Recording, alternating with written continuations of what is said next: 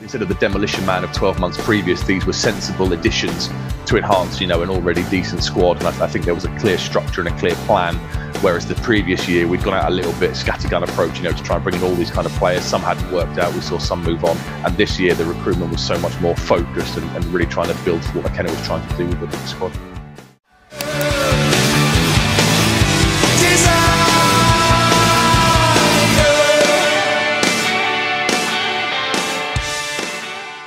Hello and welcome to the Blue Monday podcast covering all things Ipswich Town since 2015. My name is Mikey Penty-Smith and this is a special season review, part one, looking back at the magnificent 2022-23 campaign. And joining me for this is Seb Brown and Joe Fairs. How are you both? Joe, how much are you missing Portman Road at this stage? I'm fortunate that I'm the only one of the three of us that's an Ipswich resident. So when I sort of feeling a bit too much withdrawal symptoms, I can just take a little drive down there and past the stadium, check on what's going on at the Staples building, see if I can get a glimpse through onto the pitch to see the work's been done there. No, so I have had to do that a couple of times since the season ended already. Lovely. I'm guessing you haven't driven down from North Wales to do that yet, Seb? Not yet. No, I'm back for the bank holiday weekend, so I'll swing by to get my fix of the stadium. No, it's just a bit rubbish, isn't it? Saturdays without Ipswich playing. I think I did some gardening last weekend, cleared out a shed, had a barbecue, and unfortunately it's not August yet, so plenty more Saturdays to go, annoyingly. The only good thing though was on Friday night I went round to friends for a Chinese and a couple of beers, and I could just sit there with a Peterborough Sheffield Wednesday game on, just chilling, as opposed to panicking and being on sort of like death's door trying to watch it. Yeah, playoffs are so much more fun when you're not involved. Although, of course, we had a few seasons where we'd have absolutely bloody loved to have been in the playoffs, but there we are. So this, just so we're clear, this is we're going to do the first half of last season. Looking back, we're not going to talk about every single game. We won't go into too much detail about Bracknell away or Butson at home. But yeah, we're looking back, and it's been quite good fun, hasn't it, doing the research, gents? And there's been some quite interesting numbers pop up as well, which I think they'll probably look more at in part two. But Seb, some really interesting numbers, particularly Connor Chaplin's goals. There are, yeah. So I had a quick look last night at the kind of where everyone stood at the halfway point in terms of goals and stuff. And Chaplin, I think, only had 9 at the halfway point, which when you consider, what he finished on, he had a hell of a second half of the season. I know he scored, was it 10? I think he got in April when he won the Player of the Month, so a large chunk of them came there. But he was on that. Ladapo, I think, was on 7. So the overall kind of goals first half, the second half of the season, it rose dramatically with all those 4-0 home wins, 3-0 away wins at our promotion rivals, 2 6-0s in there. But I thought it was very interesting. Yeah, halfway through the campaign, I kind of thought Chaplin would at least be into double figures, but no, he's only on 9. He was indeed, and there was also a few surprises for me just looking back at this summer transfer window. And you'll have to forgive me, we're trying to go in order here, but I appreciate that some of these signings obviously came along later into the window. But I must admit, I thought we were stronger than we were. Obviously, it kind of makes sense that in January we brought in 4 players that were absolutely pivotal. But so I guess the big signings are up there at the top. Leif Davis and Marcus Harness. They were there pretty early on, weren't they? We strengthened, we brought in 2 left backs, didn't we? But I think the main takeaway from that transfer window, Joe, was the inability to sign another striker after we got Freddie Ladapo so early on, didn't we? It was about this time last year, but we failed to get that second one over the line.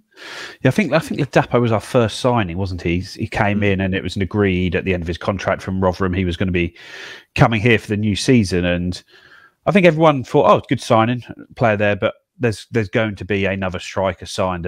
And I think we probably all imagined Freddie would start the season as backup or sort of in the role he played, sort of the second striker as opposed to the first one. But it just didn't come. And then we signed John Jules on loan from Arsenal. And then there was talk, oh, actually, yeah, even though we chased George Hurst all summer and latterly Will Keane, there isn't the need for a striker because everyone's been impressed with John Jules. And I remember on pod saying, I'm not really buying this. I think we need another centre forward. And lo and behold, transfer deadline day saw Ghassan Ahadmi turn up. And I say, just with when you look back at it now, that transfer deadline day really was a bit of a disaster, wasn't it? When we ended up with Ghassan Ahadmi and Panucci Kamara, obviously all worked out well, but those 2 players gave us absolutely zero throughout the season. One through injury, one through just not being up to up to the standard, really. So, we were short in that centre forward role, and we were very not lucky. I don't know if that's the right word, that Freddie Ladapo was able to stay fit through the whole start of the season. But when you look, we had John Jules, Jackson, Ahadme starting sort of games here and there in cups as that centre forward, but it never looked quite right. I'm just going to read through these because I appreciate that a lot of people will be listening on podcasts rather than watching on video. So this is done in expenditure order. So Leif Davis was the big signing at the top. Then Marcus Harness, Panucci Camara came in a little bit later. Dominic Ball, Freddie Ladapo, Greg Lee, Richard Keogh, and then as you mentioned, Gaston Ahadme came in later on. Tyrese John Jules was there from the start on loan from Arsenal. But Seb, I'm guessing, despite that lack of striker, I think we were looking at that thinking this squad is definitely good enough to challenge at the top of the table.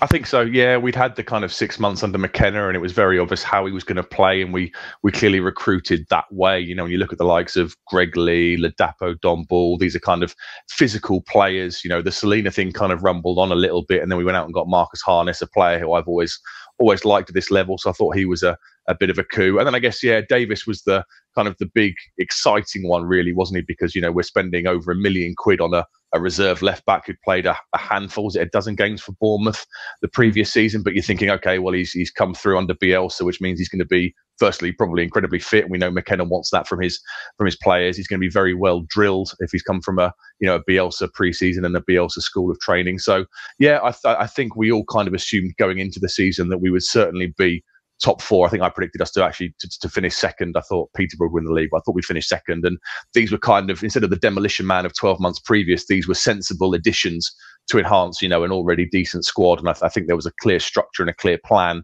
Whereas the previous year, we'd gone out a little bit scattergun approach, to try and bring in all these kind of players. Some hadn't worked out. We saw some move on with the likes of Piggott off to Pompey. And this year, the recruitment was so much more focused and really trying to build for what McKenna was trying to do with the squad. And the first game of the season was a pretty tricky one on paper. I think we knew at the time that Bolton were going to be quite good this season. I'll just run through that lineup. Not going to do this, by the way, for every single game, but I thought it'd be interesting to look back at that first lineup. So Walton was in goal, and it's kind of the back three of Donacien, Edmondson and Wolfenden. Davis came in for his debut despite only signing, I think, a couple of days before that match. So he was picked ahead of Lee. He was giving us the whip down the left, Burns on the right, and then it was the double pivot of Morsey and Evans, which was really good early on in the season. And then Marcus Harness was in for his debut, and Chaplin in behind Freddie Ladapo, who did get the nod from the start ahead of John Jules. And Davis, the big money signing, had a bit of a nightmare in that game, didn't we? And ultimately, it was a game that we ended up drawing.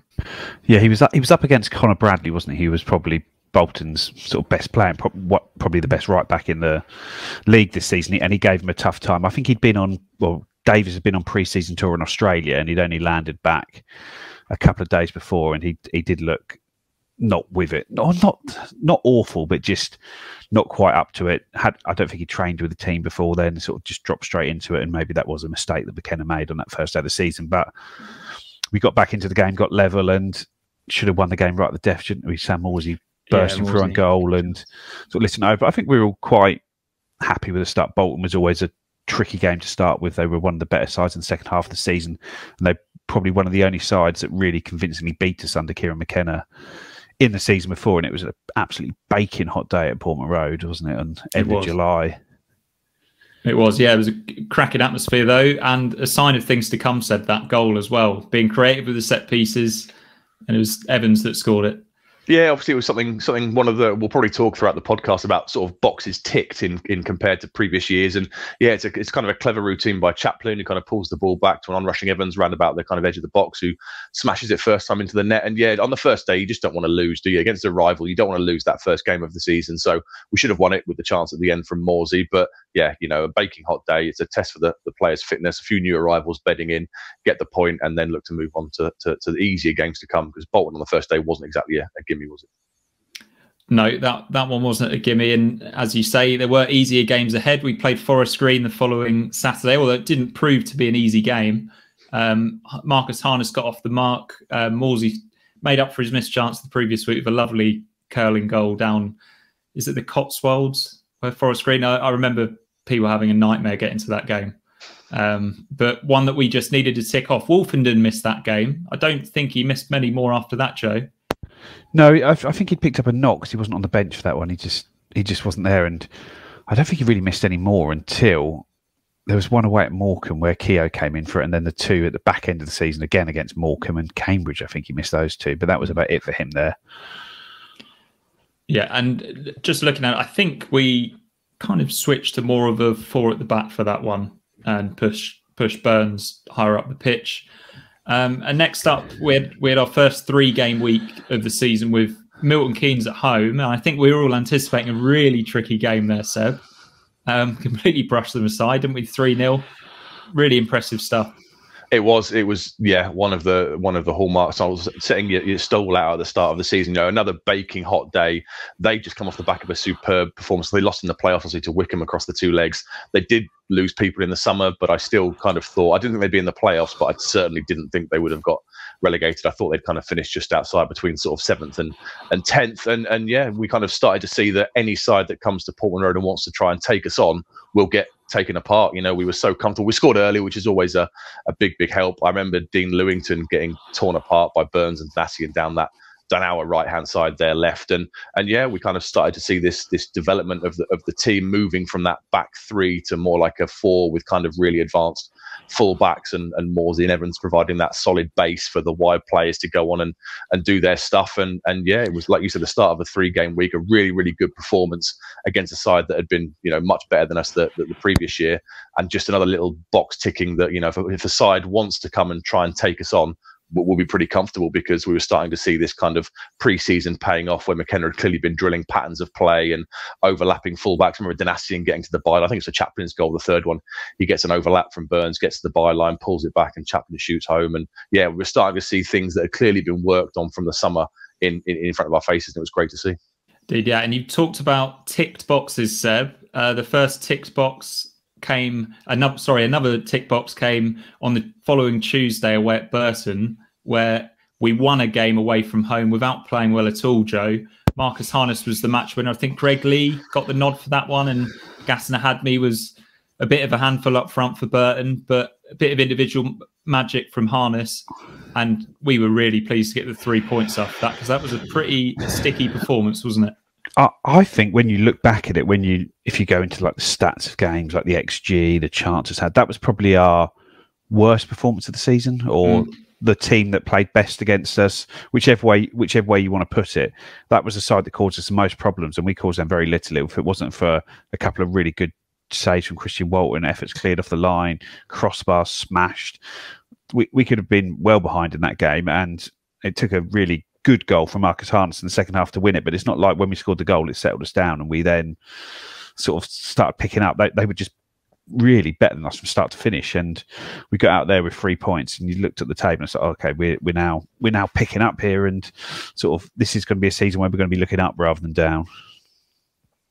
Indeed, it was, especially as we then went to Shrewsbury on the Saturday and we absolutely swept them aside. I think Shrewsbury had, I remember even from your pre-match show way back in August, Seb, that Shrewsbury were in dire straits at this point. They didn't have many players available, but we did a real professional job on them. And John Jules announced himself as an Ipswich player with that wonderful individual goal. Yeah, he got the nod for the first time as the number 9, didn't he? So Ladapo was on the bench and John Jules gets that central striking role. And yeah, we absolutely took them to the cleaners. It could have been way more. I remember Vincent Young, we should have had a penalty within the first 5-10 minutes. It was one of the most blatant penalties you'll see that wasn't given. Didn't matter in the end. But John Jules scores that goal where, yeah, he kind of uses his strength to win the ball back off one of their centre halves. I think I described it as Thierry Henry-esque on the Flagship show afterwards, because he kind of sits a couple of players down and just strokes the ball home. It was a lovely goal. And that was the first of these kind of complete domination. It must have been in the 60% of possession, multiple shots. We made it look really, really straightforward. I remember afterwards, one of the Shrewsbury podcasts was saying we've probably seen the league champions there. And, that was the side saying that what 3-4 weeks into the season, you know, our play was being noticed because we were so dominant in some of those early away games. Bit harsh on Plymouth though to not be talking about them. There we go. Got that one in there. We then hosted Barnsley, the last game of August, Joe. Connor Chaplin scored a lovely free kick and Morsey scored a Matt Holland-esque goal from midfield. We ended up drawing that game 2-2, but it was another pretty good performance. And we were really enjoying that midfield partnership, weren't we, with Lee Evans and Sam Morsey? We were saying this is the best midfield partnership in the division. Really hope we can keep these two fit. Yeah, Evans was just pinging the ball back from side to side, and Morsey was just doing so much running, getting forward a lot, getting on the end of chances to score goals. I think that was his second of the season in, and he'd had a good chance in sort of every game up until that point. This game was obviously the frustration one where at 2-1, Marcus Harness scores a perfectly good goal. It gets unbelievably disallowed, and then Callum Stiles manages to head the ball in from about 15 yards out from a corner. It loops in, and a real unjust 2-2. And at this point, Barnsley hadn't really started the season that brightly, and it looked frustrating. But as you got to the end of the season, it looked like it could have been a massive sort of swing. That extra 2 points we should have had of Barnsley there. And yeah, as you mentioned, Harness scoring what should have been a goal. I think people have forgotten how much of a crucial player he was for us at the start of the season. I'm pretty sure, I can't remember whether it was a club award or another award, but he was the player of the month for August, scored a few goals. First month the club scored some big goals as well in that time, the Burton one especially, but scored a few goals, player of the month, sort of a couple of assists, made a brilliant start to the season there, which has sort of been forgotten about in sort of Nathan Broadhead's impact in the second half of the season. Yeah, indeed. And one player that hadn't scored at this stage though, Seb, and it was beginning to become a little bit of a worry, wasn't it? Was Freddie Ladapo. Yeah, it was becoming a bit of a thing, wasn't it? And he kind of has this relationship with the North Stand in the Northampton game, which followed Barnsley. It was a 6-0 win, and they're kind of cheering for him to try and get himself a goal. And he'd led the line very well. I remember being quite impressed, especially at Forest Green away. And I think he had a couple of early chances against MK, if I remember correctly, down the South Stand end. And yeah, he was leading the line fine. But as any new striker at a club, you want that goal to come, don't you? And it just wasn't falling for him. Harness was the one getting the headlines. Chaplin was kind of popping up with a couple here and there. And whilst he was doing very well up front, maybe I guess John Jules kind of comes in, starts one game in the number 9 role and scores a lovely goal. Maybe that was starting to weigh on his mind a little bit. And like I said, there's this little bit of a to and fro between the North Stand and him during this cup game where we're kind of all kind of begging for him to, finally get off the mark. And he does manage it, doesn't he? I wasn't really going to go into this game in any sort of detail, but we win 6-0. I think Ladapo misses a couple and then scores one. Yeah. So we're just talking about the league, though. Unbeaten in 6, Joe. Sat second at the end of August. Not really many complaints at this stage, but we were all kind of in agreement that we probably do need to sign another striker. Yes, yeah. It was, especially because Freddie hadn't scored at this point, it was a case that we need goals from that position as well as the good player holding up the ball, because I think you looked at the stats, he had the most shots per game in the team, the highest XG per 90 in the team, and it's like the chances are being created for the forward and he's just not taking them, and he was missing some good chances as well in that period. I think even in pre-season he had a couple of good opportunities against, I think, West Ham in the sort of big home pre-season friendly, sort of went through on goal and didn't score and missed another good chance. It's like, is he just going to be a good player, just not score? And as a striker, if you don't find your feet early on, it can sort of sum up your whole period at a club, can't it? And it just felt we need to get this striker in, and there was links. I think it was Willa Sula we were linked with, and then all of a sudden it was Gisana Hadmay signed. And the rest, they say, is history or not. As we mentioned, Ladapo had got off the mark in the Pizza Cup on that Tuesday in between the Barnsley game and Accrington away, but it was actually Caden Jackson who was picked to lead the line at Accrington on the Saturday, with John Jules playing off the left, and Connor Chaplin was left on the bench. That was a little bit of a surprise, wasn't it, Seb, to see Caden Jackson back, not only back, but back playing through the middle for us? Yeah, definitely. I think we kind of saw towards he kind of had that role, didn't he? Towards the end of last season, before he did his hamstring in. I think McKenna clearly trusted him and liked what he could bring from the kind of closing down and pressing from the front, given his superb pace. I kind of figured in the summer when John Jules comes in, Ladapo comes in, that we would see him as kind of a wide forward in the wide right or the wide left areas. So yeah, it was a bit of a surprise to see him come in and start that game. But I guess it's an example of McKenna's kind of horses for courses approach at the start of the season. We saw John Jules come in the number 9 slot against Shrewsbury. Jackson gets this one, and he did okay that day. I remember his pressing was pretty decent. He had a chance. He should have scored. He went through 1-on-1 at 0-0. And he should have taken his chance, but he hit the shot kind of straight at the keeper. And then this, like I've said earlier, another box ticking. We scored 2 goals from Chaplin relatively late on at a place we traditionally struggle with. I hope I never have to go back to Accrington ever again.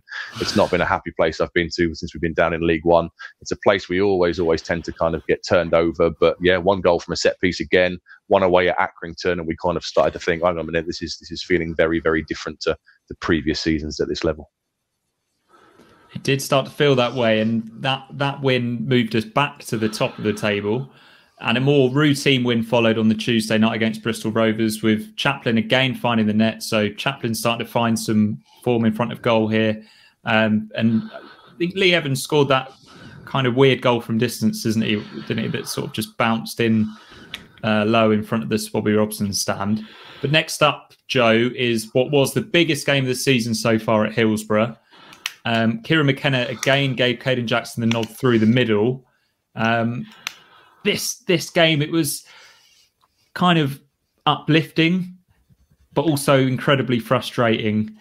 And there was a lot of nonsense going on in the stands as well, wasn't there, Joe? Yeah, well, we scored really, really early, didn't we? Caden Jackson in the first few minutes scored. And nice finish.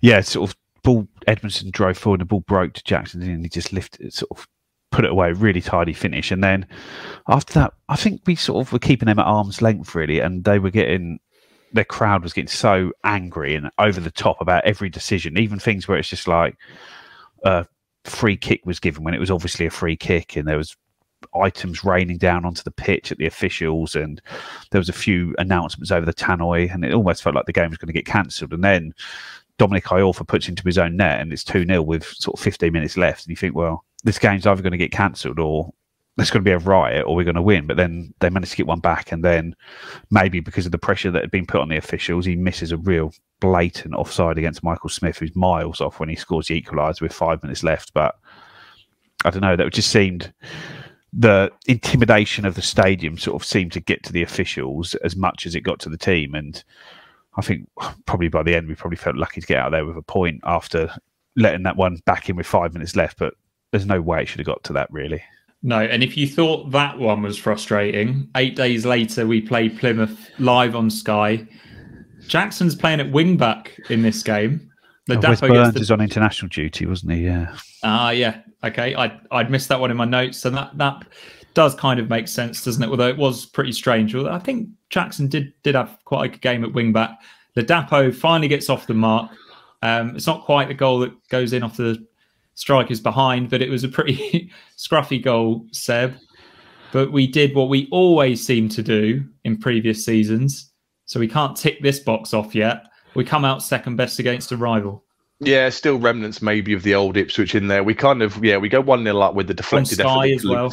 On Sky, yes, of course, on the Sunday. Was it Sunday kickoff, I think, wasn't it? We have Ladapo kind of goes through and has that deflected shot which just loops the one place Cooper can't get to it. And then I remember Harness missing a chance as well in the second half that went narrowly past the post, and that might well have killed the game because we were doing okay. And then Plymouth do what Plymouth do. It was the equaliser was Ballymumba, wasn't it? There was some criticism for Connor Chaplin, who kind of goes down looking to win a free kick in the box, but maybe he should be stronger there. And Mumba gets the equaliser, and then Edmondson kind of with a weak pass out from the back. Morgan Whittaker kind of gets onto it and has that goal again from outside the box, put them 2-1 up. And then in the last minute, obviously Walton goes up for the corner. And it's a fantastic save by Cooper, isn't it, to keep the scores to keep them ahead at 2-1. And yeah, on the balance of play. I thought we played really well that day. I thought we probably deserved a point. I don't think we deserved to win the game, but we certainly didn't deserve to lose it, I don't think. And yeah, frustration following that Sheffield Wednesday game as well, because the table was kind of starting to take shape a little bit, wasn't it? We were still second at that point, and we could kind of see how things were going to go. And to go away from home at both those and only walk away from it with 1 point, given how well we played both at Hillsborough and at Home Park, was kind of a bit of a kick in the teeth, wasn't it? Because we played well on both occasions. Joe, did you start to worry at this stage that it was just going to be same old Ipswich this season? Not really, because that was our first defeat, wasn't it? I felt it was, yeah. I felt pretty confident the whole way through the season that we were going to get promoted. The only time when it stopped, obviously going into, is when we drew 0-0 at Bristol Rovers. I thought, okay, well, that is the top two done, but it's now a case of getting us set for the players. But I was confident we'd be top two the whole way through the first half of the season, including after this Plymouth game. So I thought we went there, and I thought we probably just about edged the game, and it was a case of Plymouth can't keep getting away with it. But obviously 101 points later they did. But no, I was still confident. And I'm sure you would have been after a pretty cathartic victory the following weekend against Portsmouth, where I think we're fourth. We dropped to second. I think Portsmouth were just behind us. They were hot on our heels. They'd had a good start to the season. They came to Portman Road that following Saturday. John Jules played up front on his own. A really good performance. We scored a late winner. We overcame a team that was right up there with us, Joe. This felt like a really big moment in the season, didn't it? Yeah, and another goal for Freddie as well. A really good goal coming off the bench this time. So it was then a couple of goals and a couple of big games. And this one felt a big game because at the time Portsmouth were right up there with us. I know they subsequently fell away, but they were sort of top of the league a couple of games before this. And we were just miles better than them on the day, weren't we? We dominated, but they had 2 penalties and obviously scored them both. And it just felt like, come on, we've got to win this one. Otherwise we're looking at, all of a sudden we've come up against good teams. Sheffield Wednesday played well, drawn. Plymouth played well, lost. Now Portsmouth at home played well, and we looked like we were drawing or not going to win that game. So that was a great relief when Wes Burns sort of nodded in Edwards' cross, sort of from in the goal almost, wasn't it? It was already there, and big attendance at Portman Road, a big crowd, big noisy crowd there as well, and it was a sort of a sign of things to come for the second half of the season, really, wasn't it? It was, yeah. And was that Burns' first goal of the season as well? I seem to remember he scored against MK in the home game. Games in. Shot across the goalie, wasn't it? But he hadn't quite lived up to last season at this stage. I mean, how could he?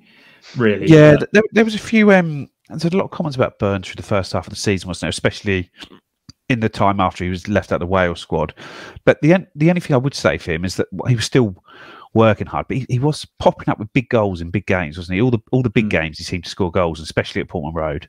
Yeah, and that's exactly where we were 3 days later. This was the Kyle Edwards show against Cambridge. Kind of forgot about this game where we scored 3 late goals, didn't we? Or 3 pretty late goals to back up that win against Pompey. And then we went on and won away at Morecambe. These 3-game weeks are huge in League One, and that was another 9-point week, Seb. Things really looking up. Morecambe wasn't easy either, though, was it?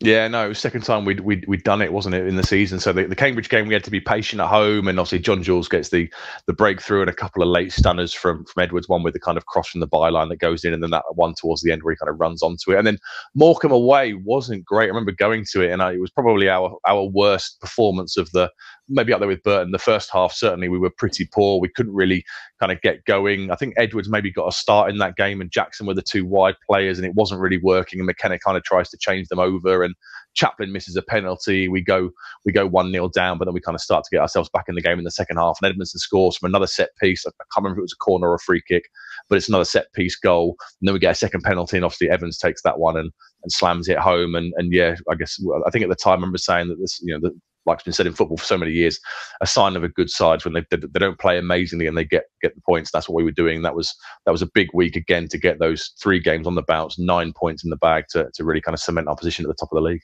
Yeah, it was great. 1 defeat in 10 at that stage. We'd started really strong. We were really confident. Had no idea what was ahead, though. We produced one of the worst performances of the season the following Saturday.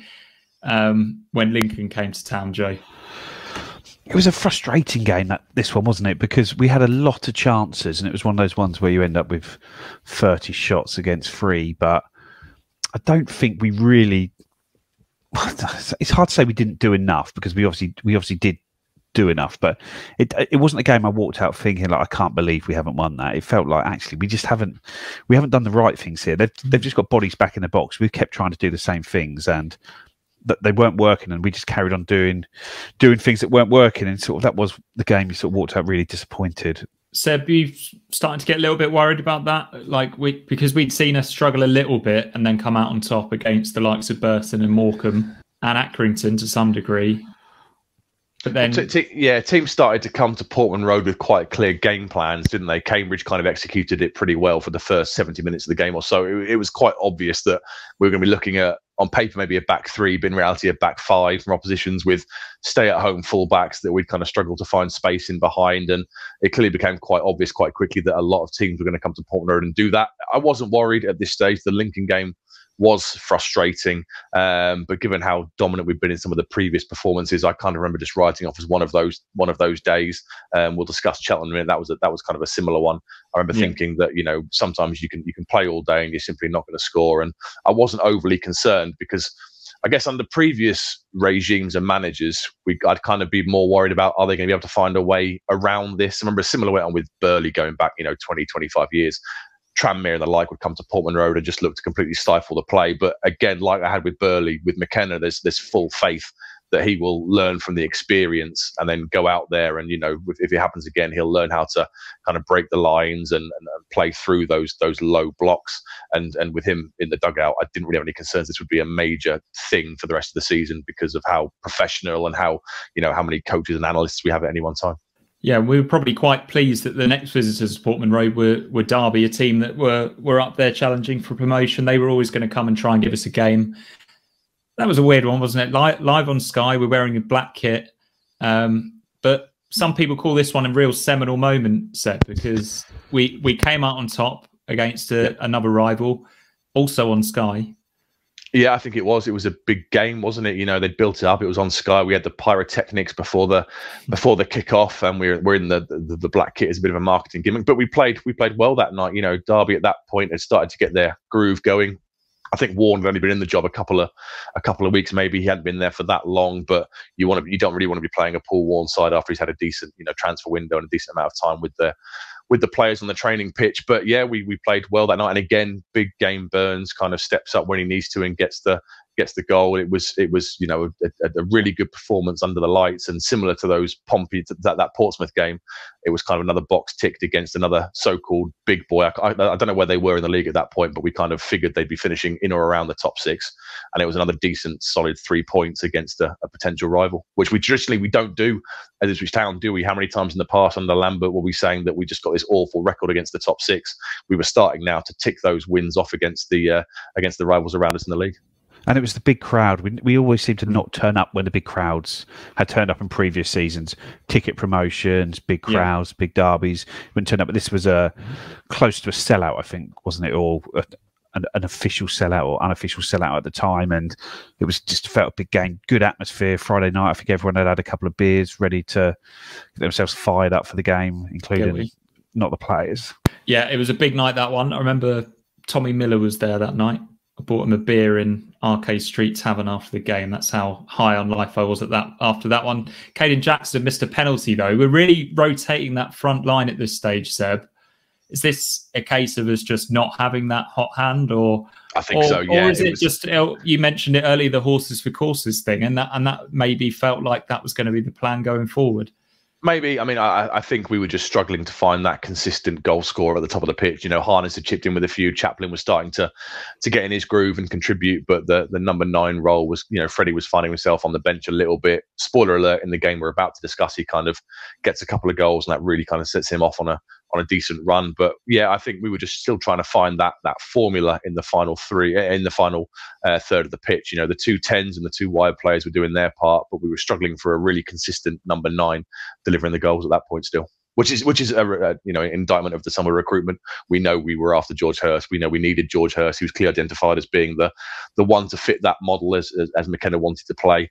And kind of until we got him, we were kind of scrabbling around a little bit, trying to find players that could, do the job. I think was Hadmay injured at this point, so there was no real at Plymouth, didn't he? I think. Yeah, there was no real option other than Freddie was kind of the out and out striker, and John Jules and Jackson would come in here and there, and there was no like for like physical unit in a Hadmay off the bench to try and change the games in the final few minutes of matches.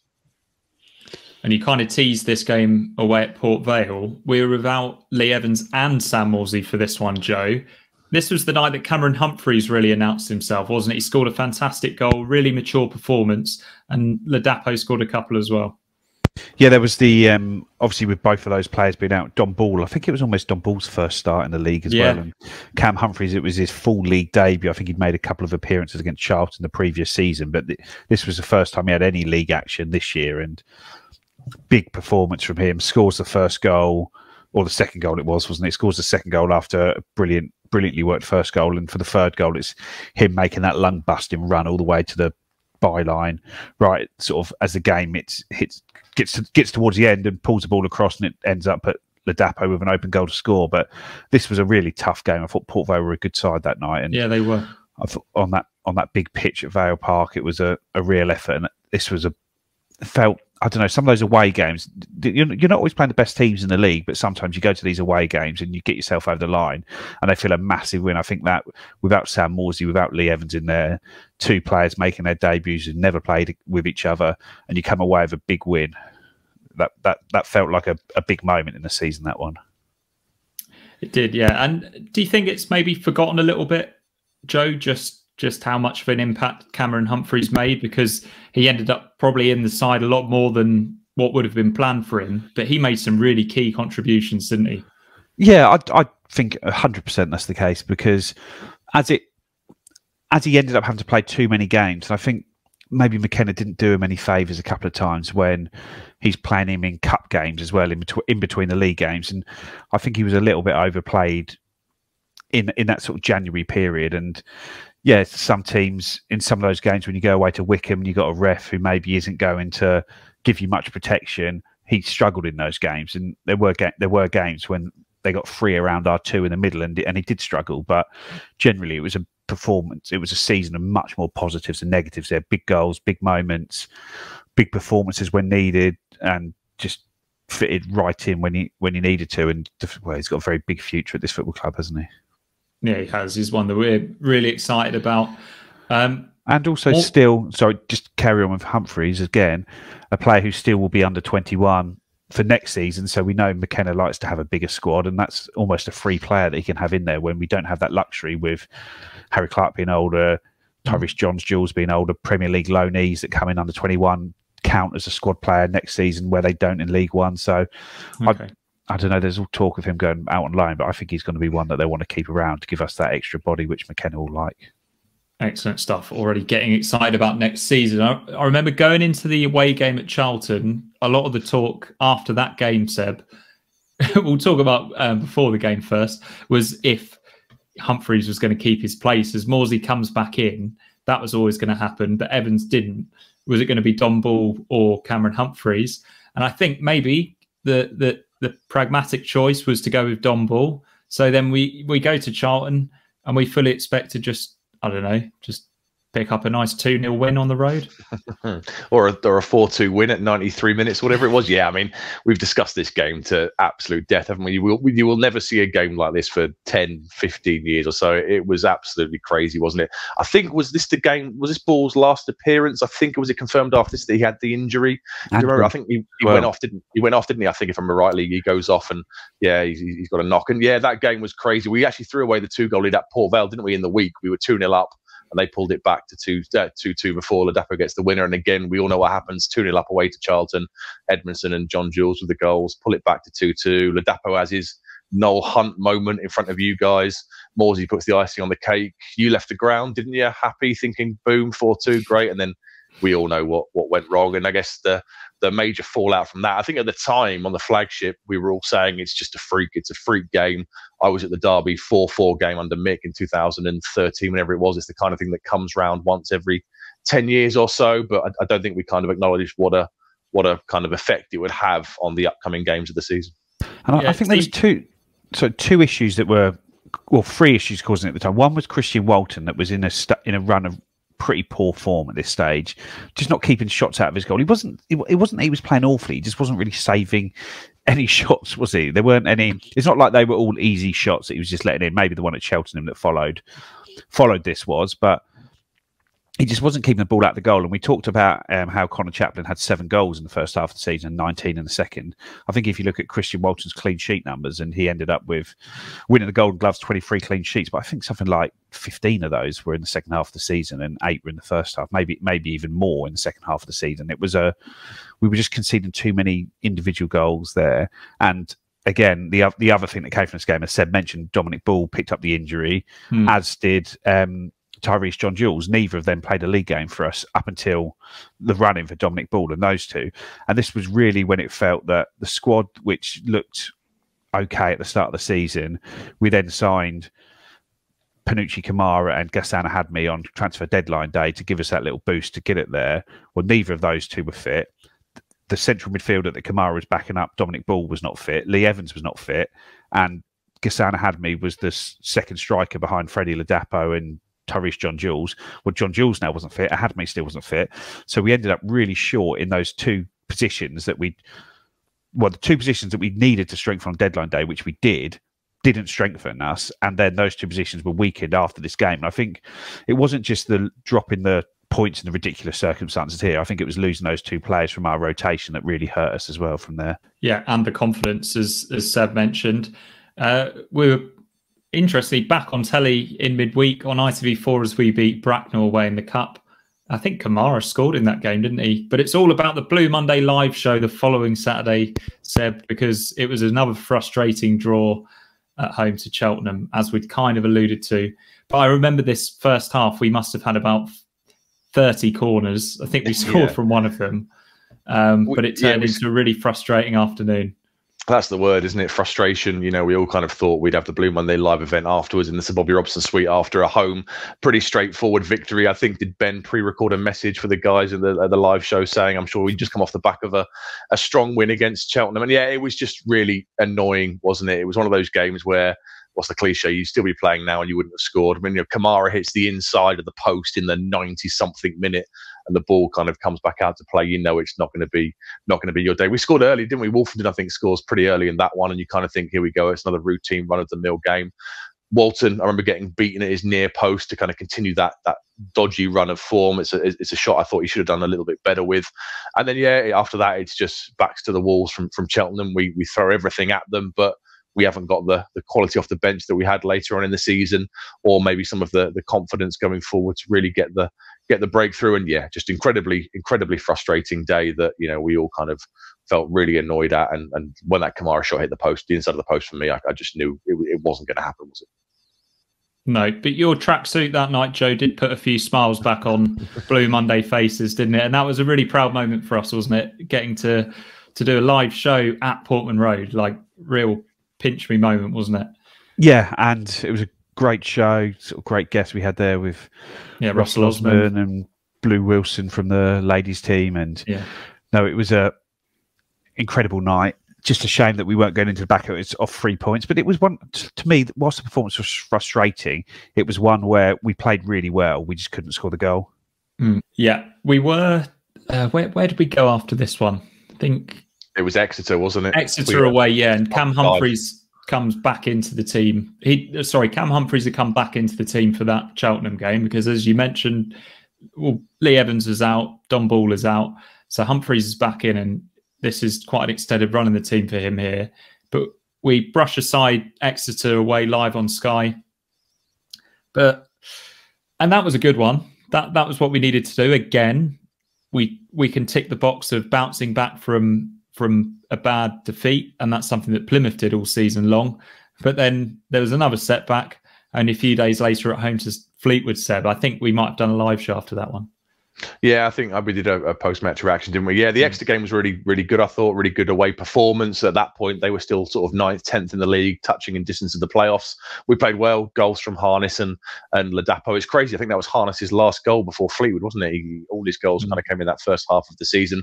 And then Fleetwood was, incredibly frustrating. I think Wolfenden scored again pretty early on. And I think we held the lead for something crazy like 94 minutes until they kind of throw Joe Garner on. He has an effort from a corner, which is a decent save from somebody clears it off the line. I think it was Davis gets it off the line, and you think, right, well, we've ridden that one out now. It's a 1-0 home win. Let's close it off. And then there's that freak goal, isn't there, from Kieran Hayes on the touchline, gets the shot off, takes a deflection off Burgess and goes into the one place where Bolton can't get near it. And then even after that, Jackson goes straight down the other end, doesn't he? And it's a really blatant penalty, I thought, but for whatever reason, the ref doesn't give it. And yeah, that was just incredibly frustrating. And off the back of, the frustrations of the Cheltenham draw, the frustrations of the Charlton throwing the lead away, it just kind of added a little bit more kind of fuel to that fire that we weren't necessarily getting the luck of the draw at that point, because I think Plymouth at that point were winning with deflected goals all the time. And we started having the conversations around XG saying, well, it's not sustainable. They will start to drop off. And we were having these kind of moments just go against us. And it really felt like the odds were not on our side at that stage. Yeah. And we were really struggling against the low block in the early part of the winter, weren't we, Joe? We started to look a little bit low on a plan B at times. Well, it felt like Lincoln had come and done a job on us, and then everyone had learned from that, and then it took a few games for us to learn to go against what everyone had learned against us almost there. Apart from that Fleetwood game where I thought they were, in the second half, they dominated the ball and were just a better side in that second half. But it did feel like, okay, this has become quite a poor run now, wasn't it? When you look at sort of Lincoln, Charlton, Cheltenham, Fleetwood, 4 out of 5 or 6 games where we've dropped points in them all, and we've dropped points in all of them from good positions, really. And it was becoming a bit, oh God, like, is this happening again? We're the better team every week here, nearly, and we're just not getting the rewards for it. Is it something we're doing wrong? Is it something that we need to change, or is it just the lack of bodies, the lack of the subs that were making the difference in the early games of the season? The Edwards, the John Jules, the Ladapos, who were coming off the bench and scoring goals for us, and important goals for us at the start of the season. That sort of stopped happening, and we were finishing games weaker rather than stronger. Yeah, it was a frustrating part of the season, that was. But we then played Peterborough at home. I think this was an early kickoff, wasn't it? Because England were playing France that night. Yeah. France in the quarterfinals. Okay. God, that godforsaken day. I was in sunnier climes, although actually the weather was miserable in Qatar that day. It was like the only day that it was bad, but a really enjoyable game, that one. I think Aluko played.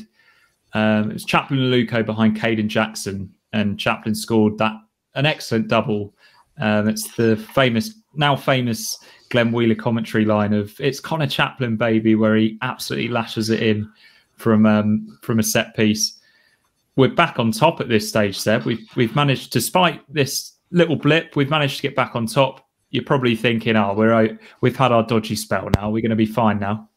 Yeah, it was a really good performance again, wasn't it? They'd been on Peterborough at that stage were on a real bad run of form, and I think there were lots of chances of you getting sacked in the morning towards McCann, because no matter what he did, they were okay at London Road, but away from home they were really, really poor. So big result for us. Chaplin, lovely little header for the first one. That second one where he actually smashes it home after, I think we had about 3 penalty kind of cries in one phase from a corner. Really cold day, -5 I think it was that day. It was that big cold snap, so I'm sure you had, it might have been a bad weather day in Qatar, but I'm sure you were warmer than we were. But it was an excellent performance, gets us back top of the league, beating a so-called bigger boy, albeit not in a decent run of form. And I kind of thought at the time, okay, well, we've had this blip with Fleetwood, Cheltenham, Charlton, that kind of stuff. This is a big win against a rival, and now we're really going to look to push on and finish the calendar year strongly. But it wasn't to be. We're not top of the table for very long, as we're frustrated and beaten by Gareth Ainsworth Wickham the following week, Joe. Richard Keogh started that game, and it was a pretty miserable game all round, wasn't it? Yeah, they scored it was probably a good goal on their behalf, a bad one on ours, where Humphreys was sort of muscled off the ball in the midfield, and he just ran at sort of Burgess and just left him flat-footed and scored. And we sort of had chances after that, but not a huge amount. And they just slowed the game down to an absolute standstill, didn't they, through the second half? It was just one of those ones where certain teams, when they're ahead in games, it's just it's not fun to watch, is it, when you're watching Wickham, just Accrington, teams like that, just trying to totally stop the flow of the game. And they did it. They won. Ainsworth came out with the comments about how we brought more staff than they sort of have in their whole club to the game, and that they was pleased to beat it. But then you sort of look, that was our first away defeat of the season, wasn't it? Or sorry, second away defeat of the season at that point. And it just felt like the squad, we needed to get to January to reinforce the squad at this point. We felt short. Lee Evans came back on for Cameron Humphreys in the second half. He sort of felt fairly rushed back from injury to get back on there, and we hoped that strengthened us. But he never quite looked the same after his first major injury. He didn't sort of get back to the standards he set himself at the start of the season. And the same with Marcus Harness, who'd picked up a bad injury in a sort of Papa John's game, and it looked like he was going to be out for a long time. He came back quite quickly, but again, whilst he got back quickly, he never looked like the player he was at the start of the season. No, but then teams, as you'd mentioned, were a little bit sharper against us. They knew what to expect from us, which would have made it harder for Evans and Harness to make the same impact, right? Yeah, but yeah, quite true. And it was probably just that they'd sort of came into the team, they'd lost their sort of slickness with the sort of the rest of the squad, and that midfield balance had just totally changed, really, hadn't it, between sort of Morsey and Humphreys compared to with Evans there. So did this mean it was a miserable Christmas for you, Seb, or were you still pretty? No, given where we finished the year, I mean, we kind of second going into the Boxing Day games. I don't think any of us could have complained with that. To go from 11th last year, the previous 3 years we haven't even bothered the playoffs, let alone the top two. So we were still in a decent position going into it. The Wickham game was just one of those annoying games where against an Ainsworth side, you kind of know what to expect, and they just kind of did a number on us and shut the game out and made it a bit of a horrible spectacle to watch. But overall, going into Boxing Day, second in the league, I was still pretty confident that the second half of the season would go as we all wanted it to. And we were still tracking at sort of 2 points per game at this point, weren't we? And as you know, 2 points per game is guaranteed promotion. You get yourself 92 points in League One, you're gonna go up. But that's what we felt at the time, didn't we? We sort of, we're over 2 points a game. If we carry on like this, Plymouth will fall back.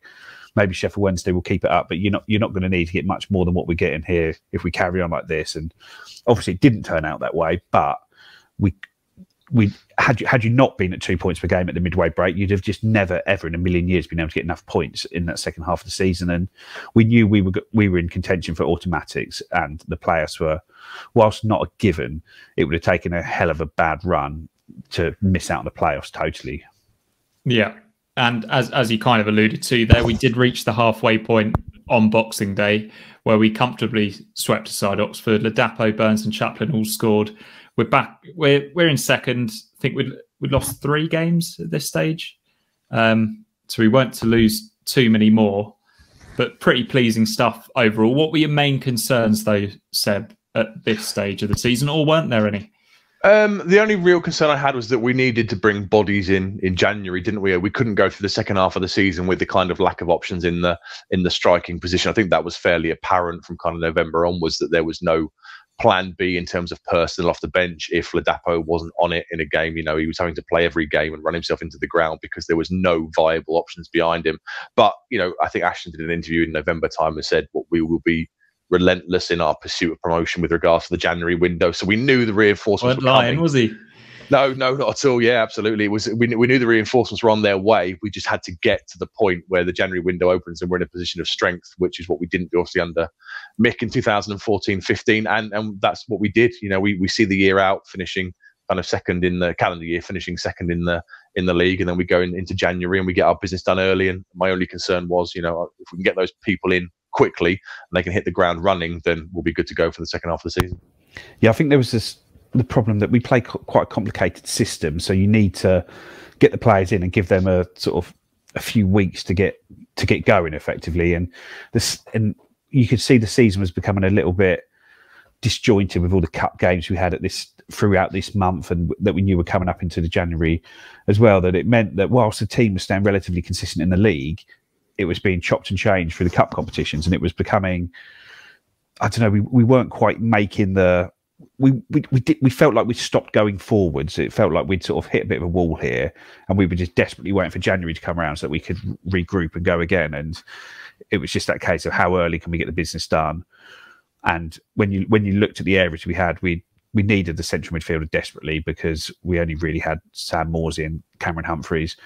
We didn't solve the striker problem in August, so we needed the striker, and then it was Sonny Aluko sort of had fallen really out of contention in the league, really, hadn't he? So it was a case of needing someone there. Marcus Harness has obviously had a bad injury. Kyle Edwards was doing okay, but isn't sort of someone he was more of a wide player than one of the 10s that we'd played. So you could see a gap there, and it was just a case of are we going to be able to go out and get the right players, and are we going to be able to get them in early enough so that they're going to be able to make a difference this season? Because come the end of January, we were in a pretty not in a dire position, but we were in a position where it looked like we had a hell of a lot of work to do to go for that top 2 from there, didn't it? It did. And Seb, could you remember anyone saying that we might need to sign a new right back? Because I don't. No, Donatian, I think, was ever present. I think he might have missed one game. He was probably one of the players of the season by this stage, wasn't he? And he had been under McKenna previously in the previous 6 months last year, hadn't he? You know, we all know what you get from Donatian. He had that great relationship with Burns kind of built up and their understanding together. And okay, he's not the best going forward, but he brings the best out of Wes Burns. He's very solidly defensively. I think McKenna and Paul Cook described him as the best one-on-one defender in the club. So you know what you get from him. But it's an example, isn't it, of our ownership now and our kind of progressive stance as a football club, that if we see an upgrade available, we will go and do it. And I think we might see similar this summer in certain positions. Obviously, we'll discuss our transfer dealings later on in the summer, but I think if the right player is available at the right price and they will add quality and add value and improve on our squad, we will go and do it, because that's the kind of club we are now. We are, and it's long may it continue, hey? So that was part 1. I believe Ben will be here hosting part 2. That should be available early next week. So that's, what is that, the week beginning 22nd of May or something like that. Doesn't really matter when he listens to this one, does it, Joe? This is a timeless classic. Yes, can be listened to maybe when you're looking at the journey when we're Champions League in sort of 3 years' time. You look back to where the journey began, and this will be the first port of call. Or indeed, if you want to sort of remind yourself of what it's normally like to be an Ipswich fan, you could listen to some of our previous season reviews. I'm not even sure we've bothered the last couple of years, but I seem to remember doing them at the end of the Mick era, and we were talking about how much of a difference Emmy Hughes made when he was in the team. So that really puts a date stamp on that one. Seb, we are, as always, doing a giveaway on Twitter. Can you talk us through that one, please? We are, yeah. We've teamed up with the guys at Mazzella Designs. They've done one of the graphic prints of the opening goal by Chaplin against Exeter in the 6-0 in the game that secured the promotion. It's kind of got a bit of commentary underneath, and it's got the old school Football Manager 2D kind of icons showing the player positions and stuff. So we've got a giveaway going out on the socials. It's an A3 print, I think it is. So if you go to @Blue Monday ITFC, you will see the tweet that we've put out. You need to follow us. You need to follow Mazzella Designs, which is just @Mazzella Designs, and retweet the tweet from our socials, and the guys will announce the winner on Sunday, I believe. Excellent stuff. Joe, you look like you've got space for that in the background somewhere. Well, so the problem is this has become my wife's office now, because she works from home and I don't, and so she has to have the awkward conversation as to why she has random football shirts hanging up. So I like to change it for every pod that I'm on, so she has to deal with why it's currently Luongo and Morsey hanging up. Somebody thought it was an AC Milan shirt in her meeting last week, though, so there is that. Blimey. AC Milan, one of the worst Champions League semi-finalists of all time, surely this year. But we'll move on from that. Joe, there was some quite interesting news from the local press this week. Andy Warren, good friend of the show, is moving on from his post as a reporter at the East Anglian Daily Times, but he's staying. Thankfully, he's staying with Ipswich Town, isn't he? He's moving to work for the club. Yeah, and it's going into the media team at Ipswich Town. So it's not just off on the pitch where we're investing. It's good to see somebody of sort of Andy's quality, like we've all, I'm sure, listened to the Kings of Anglia podcast, read his work across the East Anglian and the Ipswich Star over the years, and it's always good stuff. He's a good guy, good journalist, and it'll be good to see him now still continuing to play a part in the club and it's good to see that the investment doesn't stop sort of throughout the club, because this is one of the big changes in the game changer era, the Mark Ashton era, is that just the size of the backroom staff and the club staff, because it was really stripped down to the absolute bone under Marcus Evans, and the media team would be one person and sort of have to do everything. Now it's sort of up to 3 or 4, and you've got all the works going on around the ground. I know you go on the website and look at the club vacancies, there's always jobs on there, and it's just what we need, what the club needed, what the town needed, because there's always been good people working for the club, but they've been working with sort of 2 hands tied behind their backs with the resources that they've had to work with. And now sort of the foundation is flourishing, the community trust is growing again, and these are just the positive moves that will ensure that when the club gets to the Premier League, because we will get there, that it will be a Premier League club when it gets there, not a League One or a Championship club just punching above its weight. Excellent, lovely stuff, Joe. And Seb, before we go, why should our listeners tune into part 2? What's going to happen? Well, those guys have got the lovely bit. They've got a bit of a hard slog at the start with kind of January, February time, and then it goes into the crazy run, and you can relive all those amazing, incredible away days towards the end of the season. Yeah, Ben's hosting it. I think Rich, Craig, and Dave will all be on there, and they can relive the home run that started after that Bristol Rovers game that kind of saw us to promotion, and relive those magical moments like Hurst's goal away at Barnsley. Excellent. Thanks, Seb. Thanks, Joe. That was part 1. Make sure you go and check out part 2 when it's available. Thanks, everyone, for watching and listening. Have a good one.